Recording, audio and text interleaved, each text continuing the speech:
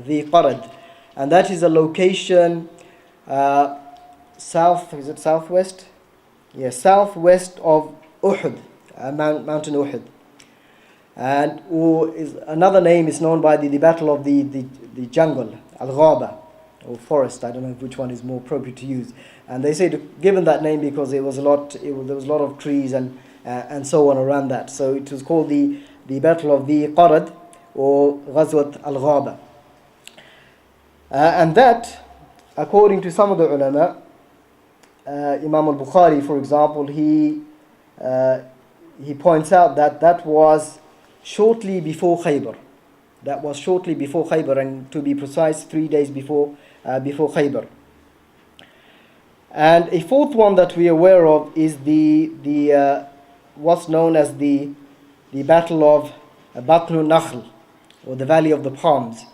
And now I could not ascertain as to when or what date that took place. Wallahu ta'ala alam.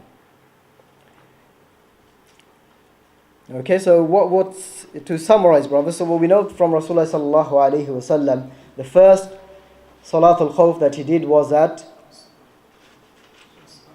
Usfan, and that happened when? Before or after Khandaq? That was after Khandaq. And also Dhatul Riqa is another one, and that must be after Khandaq. So if you read in some books that they mention the fourth year, then you know that, as Ibn Qayyim points out, that is an error or a mistake. Wallahu alam. Then we have also the battle of that Qirad, which, as some of the scholars point out, like Imam al-Bukhari, that was shortly before Khaybar. And we have another one which is Batn Nakhl, or the Valley of the Palms, and I'm not sure when that occurred. Wallahu alam. Okay, so these are the situations that Rasulullah sallallahu alaihi wasallam did Salatul Khawf. And so I mentioned so far the fact that Salatul Khawf is permissible in Safar and also while resident as well. Right, brothers? Now, what are the conditions or the shurut for Salatul Khawf? Any shurut or any conditions for Salatul Khawf?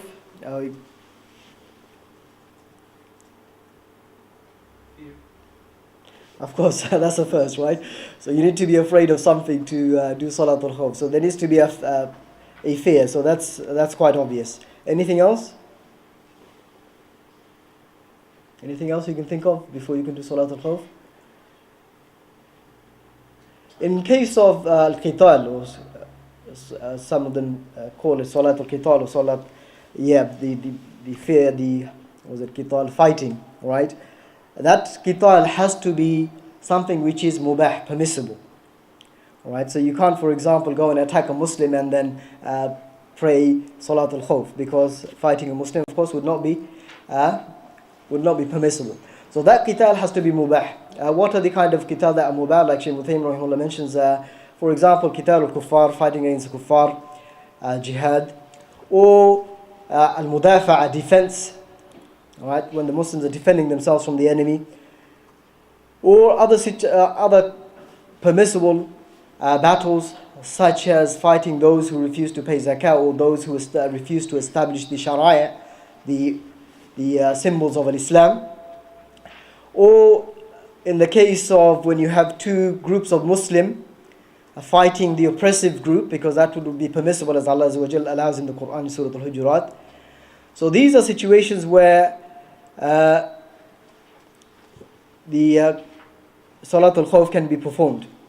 Another condition that the ulama mentioned is also as fear. I mentioned fear, but the fear of the enemy attacking. Okay, you may have an enemy who's around you, but the attack has to be, you need to be quite sure that they're going to attack you, as long as you may be surrounded, or you may be, they may be around, but you're not sure they're going to attack or not. But so there needs to be some knowledge of the enemy attacking, al-hujum. There need to be knowledge of them attacking, fear of attack. Another condition that some of the scholars mention is that the numbers amongst the Muslims need to be such that they can be divided into two groups. That is for Salatul Khawf in Jama'ah. Right? And the minimum number some of the scholars say, is 3. 3 is sufficient.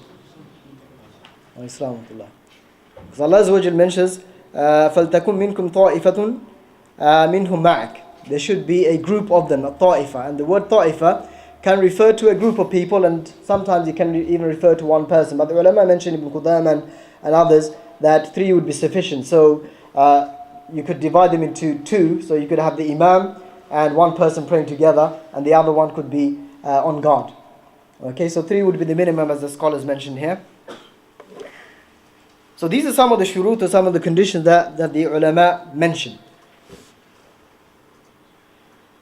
Okay, but shall I stop, and any questions or anything up to here, brothers? I hope I haven't confused anybody.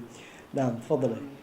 Regarding Salatul Khawf on your own, how would you... Naam, jazakallah khair. Good question. I mean, all of the description that we look at so far, inshallah, we see that they were done in jama'ah.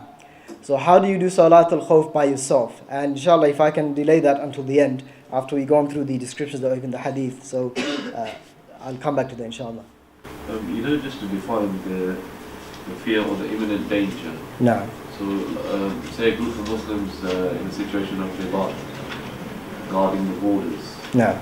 There's no army in front of them, but there's always a fear of snipers, or would that qualify? Definitely, if there is that definite fear, yes. I mean that is the whole purpose, the hikmah of the salah, is that there is fear, and of course, a lot of what we look at is in the past, and as our ulama point out, that modern warfare is very different today. So we would obviously have to consider the situation, circumstances, and act accordingly. So yes, if there is genuine fear of snipers, or even these hellfire missiles coming down from the top, then of course there would be a reason to do Salatul Khawf. Allahu Akbar. One other thing was, you mentioned how the battle of Salatul was in the 50th year after Hijri. Was after Khandaq, Yeah, after Al-Khandaq, now. And some scholars mentioned that it was actually after Khaybar. We know Khaybar was in the 7th year. So Khaybar was in the 7th year. So therefore the Riqa must have happened after Khandaq. You knew that because Abu Musa al-Ashari took part in that? Now. And I lost the trail that he had. So what is that? Now, Abu Musa al-Ashari radiyallahu ta'ala, he returned from his hijrah from Abyssinia to Khaybar in that particular year. Then he joined Rasulullah sallallahu alayhi wasallam for the battle, as reported by Imam al-Bukhari. The Imam al-Bukhari mentions the hadith, and as Shaykh Muhammad al-Amin points out, it's one of the strongest proofs to show that the battle of Dhatul Riqa was after Khaybar, because of the fact that Abu Musa al-Ashari was a part of that battle. Go on, bro.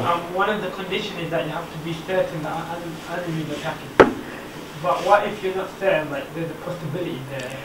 Yes, you'll have to determine the danger. I mean, if there is a danger that the enemy will attack, then of course that is the purpose of the salah. So there needs to be genuine fear, or that the enemy will attack, or there is a threat of attack. And of course, the people on the ground would be best to determine, or best to judge the situation. طيب, can I continue, brothers? Now, if we inshallah actually go to the actual description itself, this is where it becomes interesting. The actual description itself, there are a number of descriptions given for Salatul Khawf. And I'll give you a quote here from Al-Hafidh ibn Hajar from Al-Fath al-Bari, and it's a very interesting quote. He says here that there are, just paraphrasing, he says, there are a number of descriptions, or many descriptions mentioned regarding Salatul Khawf. And he says Ibn Abdul Barr has preferred the narration of Ibn Umar, as we will see later on inshallah, because of the strength of the isnad, and also because its conformity with the usul, in terms of that the one who follows the imam does not finish before the imam. As we'll see, some of the salah, some of the descriptions, the followers actually finish before the imam. So in the hadith of Ibn Umar, the ones who are following finish after the imam. So Ibn Abdul Barr rahimahullah has chosen that particular narration.